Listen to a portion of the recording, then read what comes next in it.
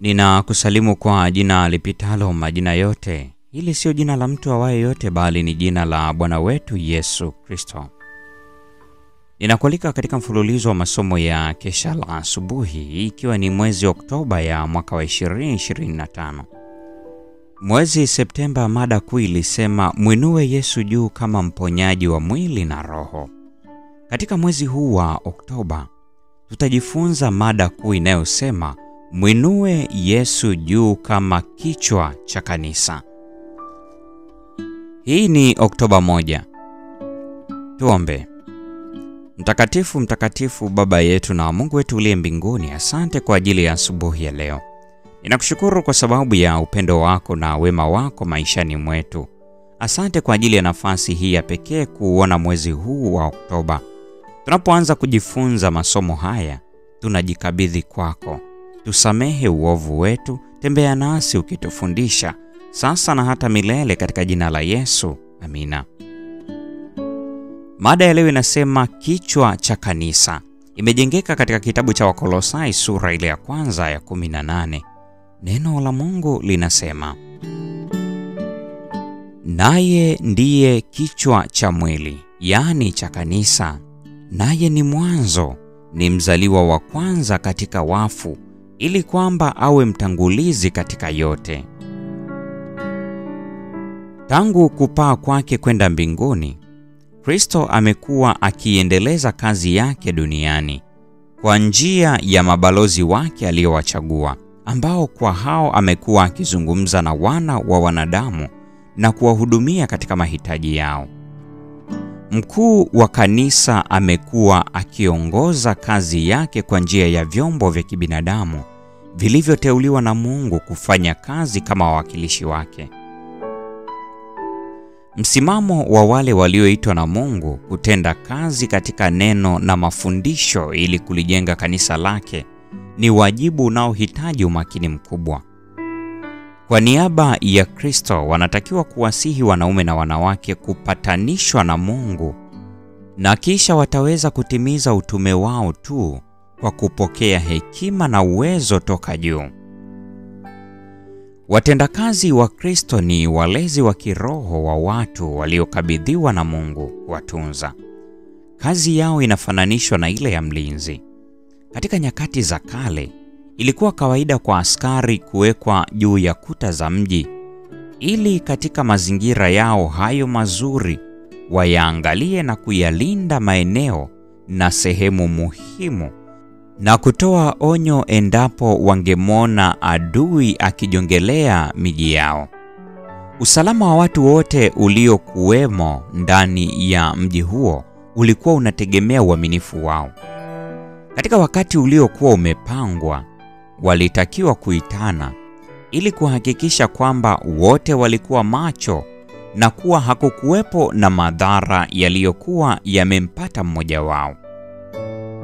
Ukelele wa kutiana moyo na kuonyana ulichukuliwa toka kwa mlinzi mmoja kwenda kwa mwingine, na kila mmoja ilimpasa kuitikia sauti hiyo kwa kurudia mpaka mwangwi wa sauti hiyo ilipokuwa imezunguka mji wote. Ni fadhila kutoka kwa Mungu kwa walinzi walio kwenye kuta za Sayuni kuishi karibu zaidi na Mungu na kuvutiwa kwa urahisi na mguso wa Roho wake, kwamba anaweza kufanya kazi kwa kuwatumia ili kuwaambia wanaume na wanawake hatari inayowakabili na kuwaelekeza mahali pa usalama. Kwa uaminifu inawapasa kuwaonya juu ya matokeo ya hakika ya kuvunja amri za Mungu, na kwa uaminifu kuyalinda maslahi ya kanisa. Hakuna wakati wowote wanaotakiwa kulegeza umakini wao kazini. Sauti za tarumbeta zinapaswa zipazwe na kusikika, na kamwe hazitakiwi kutoa sauti yoyote inayochanganya ama isiyoeleweka. Yeye atumikaye katika bendera yenye alama za damu ya Imanueli ana jambo hilo la kufanya linalohitaji juhudi za kishujaa na uvumilivu mkubwa. Lakini askari wa msalaba atasimama bila woga katika mstari wa mbele wa pambano. Humfanya aegemee au kumtegemea kwa uzito zaidi na zaidi Mungu mwenye nguvu. Kwa kutegemea uweza huo, huwezeshwa kuutoa ujumbe wa wokovu kwa nguvu zaidi na kuufanya uteteme ndani ya mioyo ya watu wengine.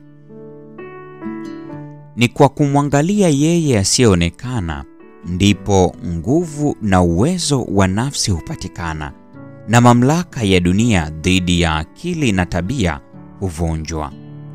Matendo ya Mitume sehemu ya 2, ukurasa wa 48 hadi 52. Hii ni Oktoba 1, mada ikisema kichwa cha kanisa. Na kwa nukta hiyo, mpendo wa mfuatiliaji wa mfululizo wa masomo haya Kesha la Asubuhi, ndiyo tunakuwa tumefikia tamati ya tafakari ya somo hili siku ya leo. Neema ya Bwana wetu Yesu Kristo, pendo la Mungu na ushirika wa Roho Mtakatifu hudumu kwa pamoja nasi sasa na hata milele. Amina.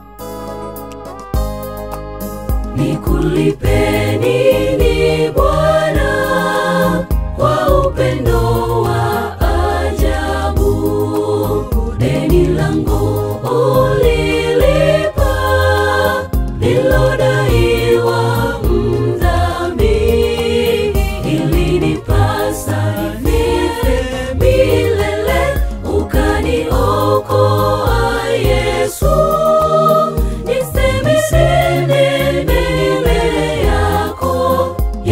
Nasema asante.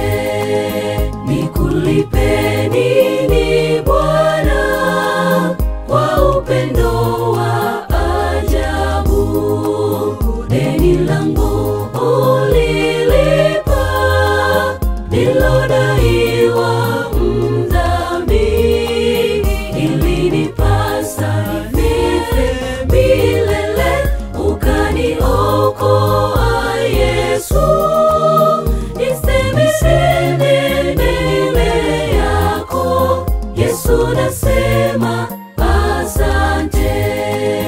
Ni upendo sijawahi ona hata kwa rafiki zangu, kwa sababu nipatapo majaribu mara nyingi huniachi peke yangu. Uko na mimi wakati wote, uniachi na huzuni.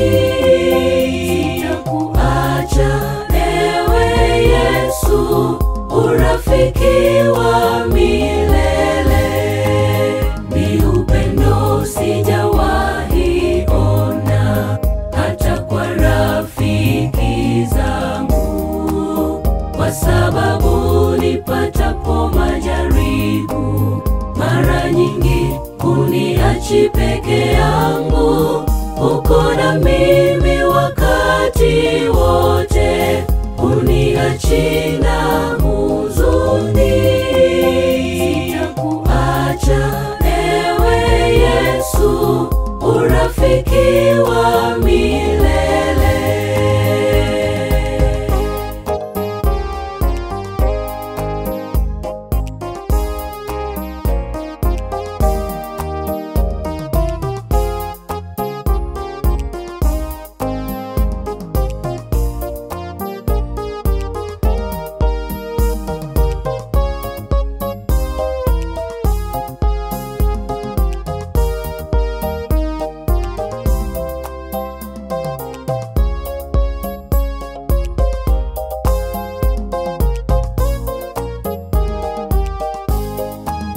Sasa umeniahidi ahadi nyingi, Yesu.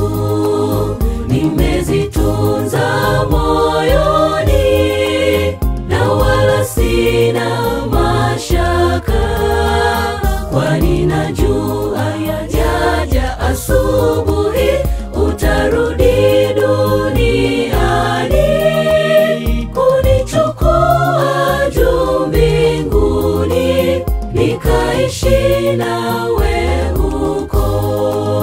Sasa